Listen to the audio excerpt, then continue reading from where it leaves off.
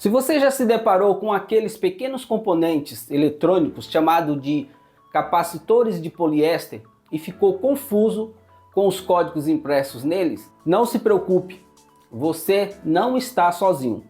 Neste vídeo vamos desvendar os mistérios por trás desses códigos e mostrar como interpretá-los de maneira simples e prática. Prepare-se para descobrir como esses números e letras podem revelar informações cruciais sobre capacitância, tolerância e tensão de trabalho.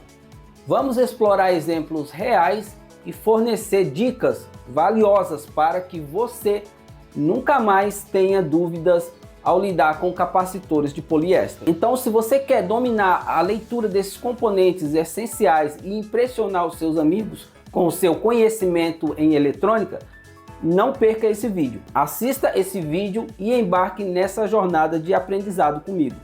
E no final, eu ainda vou deixar um presente para você.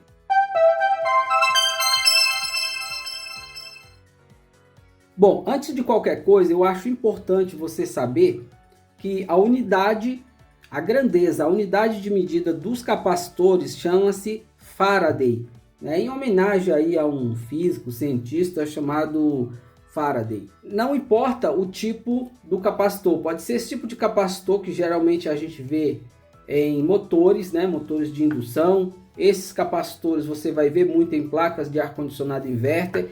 E esses outros aqui que são normalmente vistos em placas eletrônicas em geral. E como toda grandeza, você sempre vai ver, se você consultar uma tabela de múltiplos e submúltiplos de grandezas, assim como o volts, o ampere, o watts, né, ou watts, conforme falam, o Faraday, ele também tem múltiplos e submúltiplos.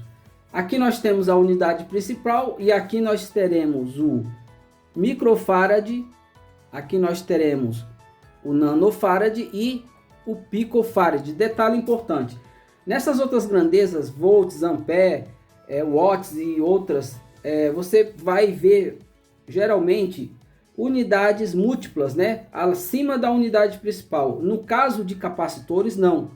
Você sempre vai ver ele a partir de microfarad para baixo. Micro, nano e pico. Jamais você vai ver em uma placa ou em qualquer outro sistema um capacitor com uma unidade de Faraday, porque é uma unidade muito grande, não há necessidade disso, tá? Geralmente é 450 microfarad para baixo, tudo bem? Acho importante também você saber que o instrumento que mede a capacitância dos capacitores chama-se capacímetro, tá? Geralmente você pode comprar um instrumento que só faz isso, ou hoje em dia já existe multímetros multifuncionais que também tem a escala de capacitância, mas como regra geral, quer saber se o capacitor está com a sua capacitância nominal, com a tolerância conforme informado, tem que ser o capacímetro ou multímetro com esse recurso, tá? Não existe outras técnicas. Às vezes o pessoal carrega e aí descarrega uma lâmpada ou coisa dessa natureza. Não. E outra coisa, nunca descarrega um capacitor dando curto nos seus terminais. Isso pode danificar internamente o capacitor. Ainda falando de tipos de capacitores, você vai encontrar basicamente dois tipos. O capacitor não polarizado, como este aqui, tem dois terminais, mas ele não tem mais e menos, qualquer lado é lado. E você vai encontrar o capacitor polarizado, que seriam os chamados capacitores eletrolíticos. Esse sim, existe o negativo e o positivo, que geralmente não tem nada. Qual é a diferença? Esses tipos de capacitores, eles devem ser usados em tensão contínua, onde tem um positivo e negativo. Esses capacitores que não são polarizados, que não tem mais e menos, eles devem ser utilizados apenas em tensão alternada.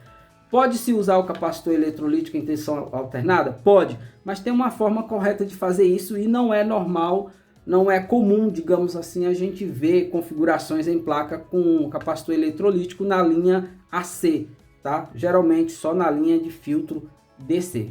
Bom, pessoal, aqui eu separei alguns capacitores com informações que eu julgo ser confusas, né, para iniciante e às vezes até veterano mesmo. Ninguém é obrigado a ter na cabeça, né, de saber de qual é salteado a nomenclatura. Até porque de acordo com o fabricante, ele vai colocar uma nomenclatura diferente. Então, nem sempre tem um padrão, tá? Não é uma... Quer dizer, o que você vê nesse daqui, que é uma fabricante X, vai ver nesse que é uma fabricante Y. Não. Tá? Geralmente, as informações estão lá, mas elas podem ser apresentadas de forma diferente. Esse daqui, por exemplo, ó, esse aqui é um capacitor de poliéster. E aqui na descrição dele aqui, ó, está escrito aqui, ó. Aqui tem um símbolozinho de micro, 5K400. Como que eu interpreto isso? 1 micro e 5. Na verdade, isso daqui ele quer dizer que é 1,5 micro. Nesse caso, seria 1,5 micro. Esse K é a tolerância, tá? Aqui tá as letras e a tolerância correspondente. A letra K quer dizer que ele é mais ou menos 10% certo do juízo. E esses 400 aqui é a tensão nominal dele. Pessoal, importante uma coisa. Na hora de comprar um capacitor, todas as informações são importantes. Todas. Aqui é de 1 micro. Eu posso pôr de 1 micro e meio? Não, se você está reparando uma placa que já foi projetada por um engenheiro e o cara projetou 1 micro, tem que ser 1 micro, não é 1,5, tá? Mas é parecido, parecido não é igual. Então tem que colocar, levar em consideração todas essas especificações, a tolerância principalmente, a capacitância, tá? E a tensão nominal, tá bom? Isso aí são as informações cruciais para você não trocar um componente por outro qualquer e danificar outra parte do componente, tá? E só para vocês verem, está exatamente aqui, ó, 1 micro 5K 400 volts. Então é 1,5, o K é a tolerância e esse 400 é a tensão. Esse daqui está assim, ó, está escrito aqui, ó. Do jeito que está escrito aqui, eu transcrevi para cá, ó, 100 NK400. N é o que? Nanofarad. Lembra que eu falei para vocês que geralmente quase sempre vocês vão lidar com capacitores de valores de micro para baixo, micro, nano e pico. Então esse daqui, ó, ele é de 100 nanofarad, a tolerância dele é 10% e o 400 é a sua tensão nominal. Olha esse daqui, ó, esse daqui é um dos que o pessoal mais se atrapalha, 105J250. Como que eu vou interpretar isso? É muito simples, ó. Você escreve aqui, ó, o 10, os dois primeiros dígitos. O terceiro é a quantidade de zero. Então aqui vai ter, ó, 1, 2, 3, 4, 5. Quanto que ficou aqui, ó? Se a gente for dividir aqui, ó, em 3 em 3, ficou quanto? 1 milhão. 1 milhão o quê? 1 milhão de micro, de pico, de nano? Não. Vamos aqui, ó, para a tabelinha, tá? Se a gente vir aqui na tabelinha e começar a colocar os zeros daqui, ó, são 6 zeros, tá? Ó, 1, 2, 3, 4, 5, 6 e 1.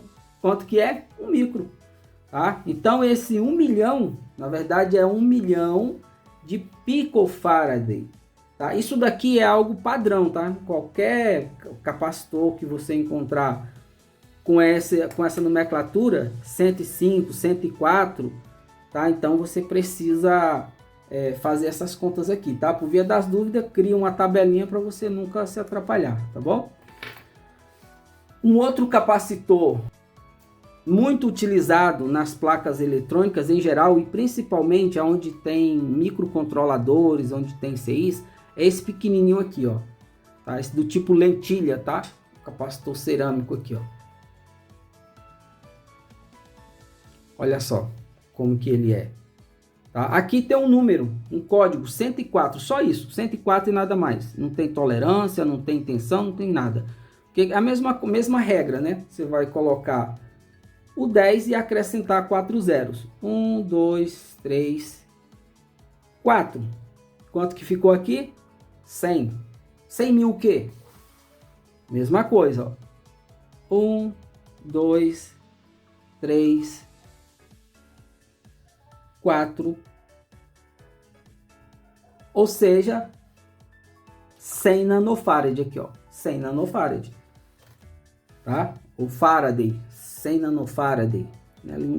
vício de linguagem, a gente começa a falar as coisas erradas. Então esse 104 na verdade é 100 nanofarad, beleza? Esse daqui, por exemplo, ó, 104K400. Esse 104 eu não vou repetir porque é igual esse daqui, né? É a mesma coisa. Você vai colocar o 10, depois 4 zeros. Vai na tabelinha e vai saber do que se refere. O K, conforme já falado, ó, a tolerância é 10% e 400 volts. Beleza? Bom, pessoal, e para finalizar, só uma explicaçãozinha aqui, né? Quem já acompanha esse canal há algum tempo já deve ter percebido que aqui o conteúdo principal era elétrica e padrão de entrada, tá? Eu mudei o nome do canal para Eletrotécnica Digital e agora, além de manter os conteúdos de elétrica, padrão de entrada, agora também vai ter eletrônica, porque faz parte, e como faz parte, né? Não importa o seu setor de trabalho, se você trabalha em uma indústria, como um eletricista, se você trabalha na rua, uma hora dessa você vai se deparar com um sistema totalmente dependente de eletrônica. Então aqui eu pretendo abordar eletrônica industrial, pretendo abordar automação, Arduino, enfim. Se é para ajudar, vai ser aqui nesse canal. Então se você é novo por aqui, já se inscreve, tá? Ativa o sininho para toda vez que postar um conteúdo, você já fica sabendo. E deixa aqui nos comentários se você está fazendo um curso de instalações elétricas, se você está estudando eletrônica, eletrotécnica. Eu me formei em eletrotécnica no Instituto Edson, lá da Tabatinguera, em São Paulo,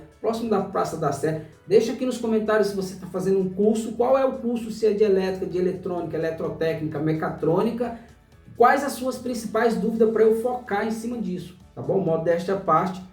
Já faz 24 anos que eu trabalho no setor de elétrica, automação e eletrônica e atualmente eu me dedico mais em conserto de placas eletrônicas de ar-condicionado inverter. Tá? Obrigado por assistir até aqui e sempre aqui no primeiro comentário vai ter um presente para você. Nesse caso, como o assunto é capacitores, eu vou deixar uma apostila top das galáxias que você vai baixar ela em PDF. Tem tudo, absolutamente tudo sobre capacitores, tá bom? Obrigado e até a próxima.